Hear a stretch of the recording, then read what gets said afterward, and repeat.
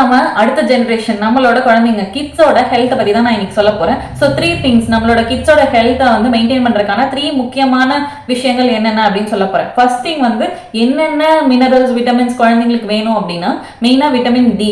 So vitamin D வந்து sunlight எக்ஸ்போஷர்ல தான் நமக்கு மெயினாக கிடைக்குது. விட்டமின் டி ஷாட்ஸ் நீங்கள் என்னதான் கொடுத்தாலும் விட்டமின் டி சன் எக்ஸ்போஷர்ல இருந்து கிடைக்கிற மாதிரி உங்களுக்கு பவர்ஃபுல்லாக இருக்காது. ஸோ விட்டமின் டி நம்ம அப்சர்வ் பண்ணோம்னா நம்ம பாடியில் விட்டமின் சி எக்ஸ்ட்ரா இருக்கணும். So vitamin C and D வந்தாச்சுன்னா நெக்ஸ்ட் பார்த்தா கால்சியம் அப்சார்ப்ஷன் இருக்கணும். கால்சியம் வந்து நமக்கு மில்க்ல மட்டும் இல்லை, நம்மளோட ராகில இருக்கு, கீரையில இருக்கு, இந்த மாதிரி நிறைய விஷயங்கள்ல கால்சியம் இருக்கு. நெக்ஸ்ட் பார்த்தா ஃபோலேட் நம்மளோட கரி லீவ்ஸ்ல இருக்கு, கொரியாண்டர் லீவ்ஸ்ல இருக்கு, நம்ம ஃபெனோக்ரிக்ல இருக்கு.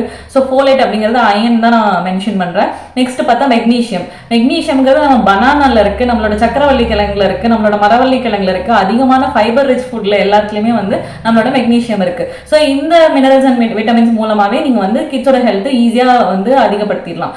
இது எல்லாத்துக்கும் மேல விட்டமின் பி காம்ப்ளெக்ஸ் எல்லா வகையான கீரை வகைகள் கொடுக்கறது மூலமா, சீட்ஸ் அண்ட் நட்ஸ் கொடுக்கறது மூலமா ஈஸியா ஹெல்த்தை வந்து ஈஸ் பண்ணிடலாம். ஸோ இது வந்து மினரல்ஸ் அண்ட் விட்டமின்ஸ் பத்தி. இது போக இன்னும் 2 விஷயம் இருக்கு. ஒன்று வந்து நம்ம கிட்ஸுக்கு ஃபீவர் அண்ட் கோல்ட் காஃப் இதெல்லாம் வரும்போது நம்ம என்ன பண்றோம்னா உடனடியாக நம்ம பயந்துட்டு பேனிக் ஆகி உடனே மெடிசன் கொடுக்கறதுக்கு பதிலாக நம்ம என்ன பண்ணலாம் அப்படின்னா நம்ம வேக்சினேஷன் எடுத்துக்கிறோம் இல்லையா, ஒரு வைரஸை இன்ஆக்டிவ் மோட்ல வேக்சினேட் பண்றதுனால நம்ம இன்னொரு வைரஸ்ல இருந்து அஃபெக்ட் ஆகாம தடுக்கப்படுது.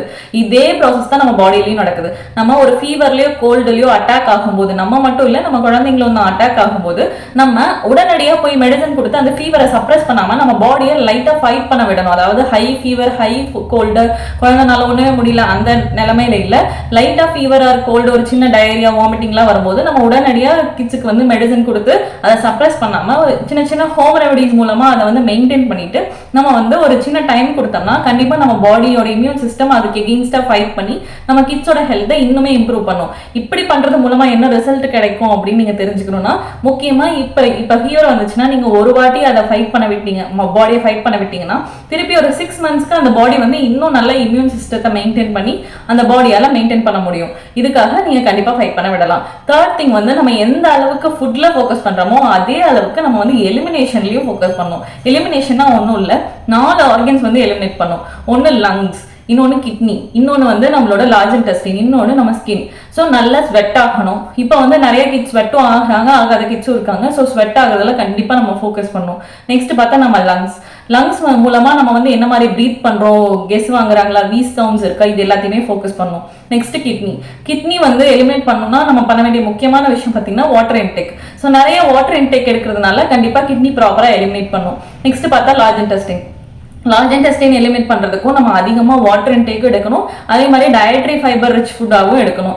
இப்போ நான் சொன்ன மாதிரி நம்ம நாட்டு கிழங்கு வகைகள், கொடி காய்கறிகள், இது மூலமா நமக்கு வந்து லார்ஜ் இன்டெஸ்டைனோட எலிமினேஷனை ப்ராப்பராக கொண்டு போக முடியும். லார்ஜ் இன்டெஸ்டைன் எலிமினேட் பண்ணணும்னா நம்ம பாடியில வந்து ப்ராப்பரான சத்து அப்சர்ப்ஷன் இருக்கணும். அது வந்து ஸ்மால் இன்டெஸ்டைன். ஸோ நம்ம வந்து தேவையில்லாத ஜங்க் ஃபுட்லாம் கொடுக்கும்போது அங்கங்கே போய் ஸ்டாக்னெண்ட்டாக அப்படியே செட்டில் ஆகிக்கும். முக்கியமாக அந்த மேகி, இந்த மாதிரி பாஸ்தா, இந்த மாதிரிலாம் கொடுக்கும்போது அதில் இருக்க வேக்ஸ் வந்து அங்கங்கே போய் டெபாசிட் ஆகிடும். ஸோ அதெல்லாம் ரிமூவ் பண்ணுறதுக்கு நம்ம என்ன பண்ணலாம்னா இந்த மாதிரி டயட்ரி ரிச் ஃபுட்டு, அதே மாதிரி கொடி காய்கறிகள்லாம் கொடுக்கும்போது அதில் இருக்க வாட்டர்லாம் வந்து இந்த மாதிரி டெபாசிஷன்ஸ் எல்லாத்தையும் வெளியேற்றிடும்.